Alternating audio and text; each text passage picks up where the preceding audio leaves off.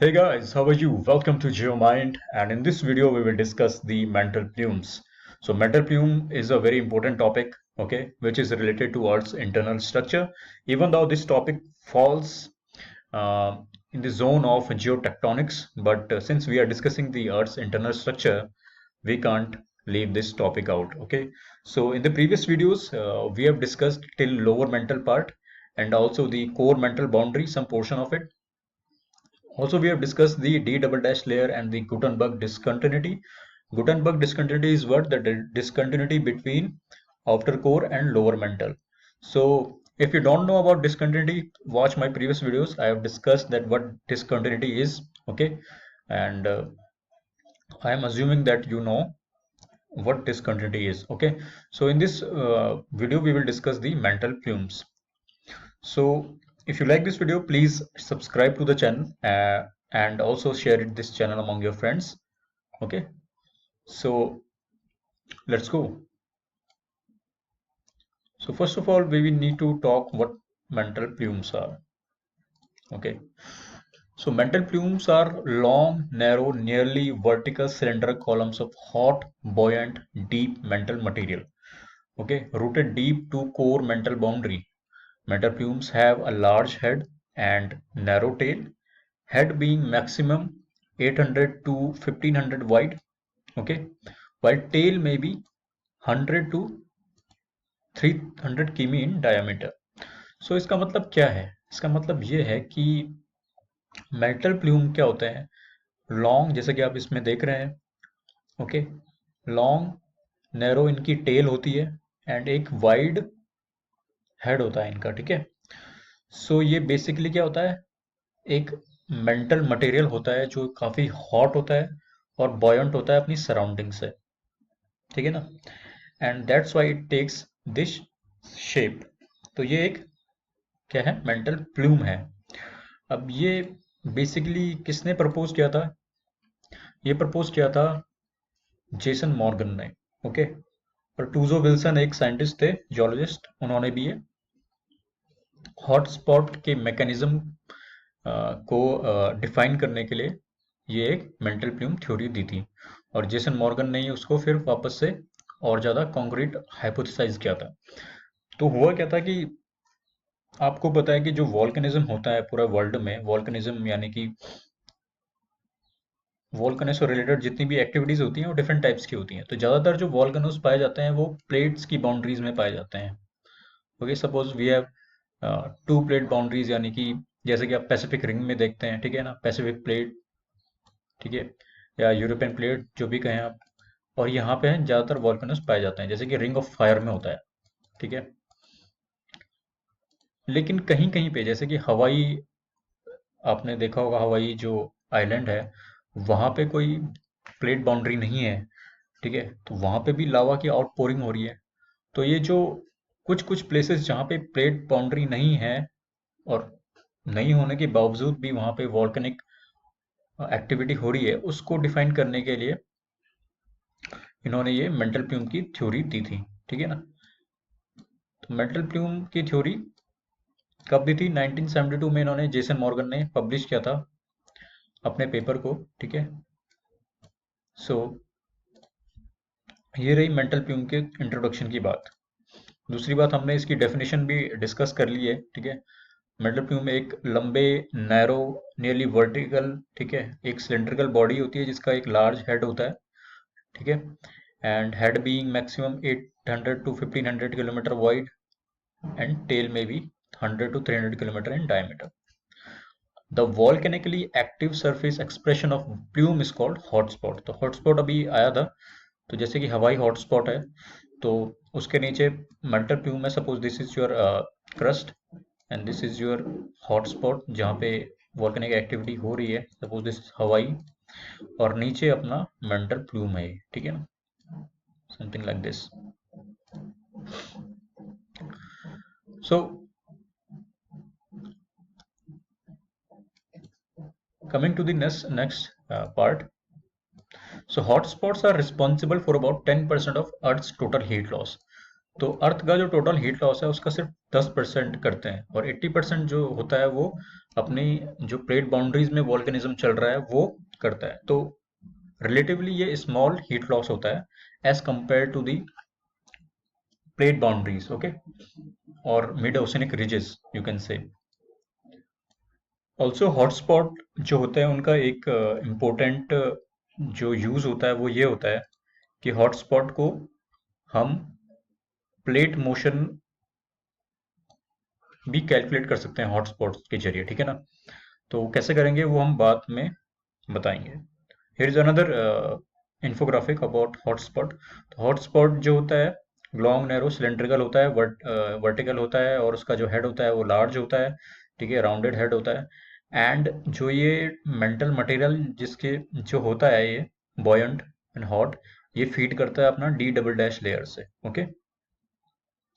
सो जैसे कि आप यहाँ पे देख रहे हैं core D double dash layer, this is your lower mantle, this is your LVG, इसके बारे में डिस्कस किया था पहले, and it looks something like this, and this surface expression is called hotspot, ठीक है। जो क्रस्ट पे अपना सरफेशियल वॉल्केनिक एक्सप्रेशन होता है इसका, उसको हम हॉटस्पॉट कहते हैं। Now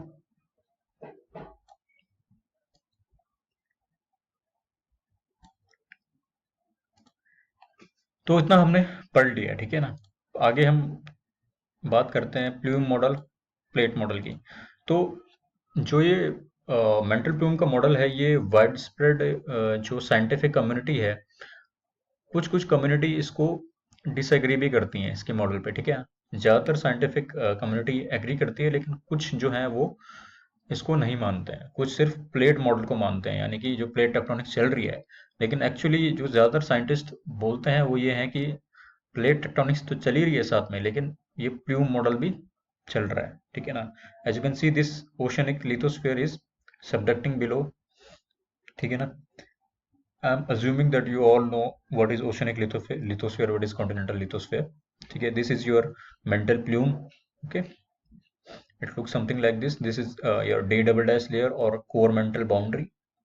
Okay. So this is your plate model and plume model. Now let's talk about the geographical distribution of hotspot.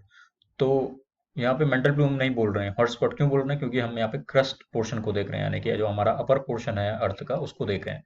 तो इस जो जहाँ जहाँ ये रेड स्पॉट्स हैं वो हॉट स्पॉट्स हैं, ठीक है ना। So hotspot as you can see, मैं बता रहा था कि जो वॉल्केनिक एक्टिविटी है वो ज़्यादातर पाई जाती हैं प्लेट बाउंड्रीज में। These dissected portions are plate boundaries, okay. So as you can see here, the hotspot are actually in between the plates. They are not present at the plate boundaries, okay. Some exceptions are there. For example, Iceland is the main exception, जो mid oceanic ridge जिससे पास जा रही है, ठीक है, और उसी के ऊपर ये हॉटस्पॉट है। लेकिन ज़्यादातर हॉटस्पॉट आप देखेंगे कि प्लेट में है।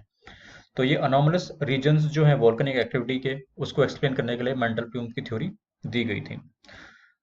और जैसे कि आप यहाँ पे देख सकते हैं, जो अगर हम डेक्कन ट्रैप्स की बात करें, आपने डेक्कन ट्रैप सुना होगा, जो क्रिटेशियस के टाइम पे जो हमारा डेक्कन प्रोविंस है वहाँ पे लावा की आउटपोरिंग बहुत हुई थी, कॉन्टिनेंटल फ्लड बेसाल्ट उसे कहते हैं। और वो किस हॉटस्पॉट से हुई थी, वो हुई थी रियूनियन हॉटस्पॉट से, ठीक है। जैसे कि यहाँ पे आप देख रहे हैं, this is reunion hotspot, okay. तो हॉटस्पॉट क्या होता है, फिक्स होता है, ये भी आपको ध्यान में रखना है, okay. So plate actually moves over the hotspot, okay, and this hotspot remains stationary. So जैसे कि ये इंडियन प्लेट है, तो ये 65 मिलियन ईयर्स में यहाँ पे थी, ओके, और धीरे धीरे it started to move northward forming Himalayas, okay. So जब ये यहाँ पे थी तो हॉटस्पॉट भी इस प्लेट के ऊपर रहा होगा, और वहीं पे ही लावा की आउटपोरिंग हुई, ठीक है। अब हॉटस्पॉट तो स्टेशनरी रह गया, और अपना जो प्लेट है वो मूव कर गई, ओके। यहाँ पे आपको और अच्छे से समझ आ जाएगा। सो this is your motion, plate motion, this is your hotspot, okay, with head and tail. Now what happens, assume that this is your Deccan province, okay. 65 million years में यहाँ पे लावा की आउटपोरिंग हुई, और प्लेट फिर आगे मूव कर गई, ठीक है, लेकिन हॉटस्पॉट यहीं पे रहा। One more good example is that of हवाई। तो हवाई में आप देख सकते हैं एम्परर सी माउंट्स, आप सबने देखे होंगे। दिस इज योर हवाई हॉटस्पॉट, ठीक है, और धीरे धीरे जो प्लेट है वो इधर मूव कर रही है। ओके, तो जो सबसे पुराना आइलैंड है वो पहले यहाँ रहा होगा। Okay, as you can see here 64.7 million years ago, अभी प्रेजेंट में यहाँ पे है। दिस आइलैंड वाज अब 65 million years ago this island was here. Okay, now it started to move and now present it's here. Okay, and the fresh hotspot is Hawaiian hotspot. Let's talk about some magma diversity of hotspots. So mantle plumes are responsible for continental flood basalt and hotspot volcanism.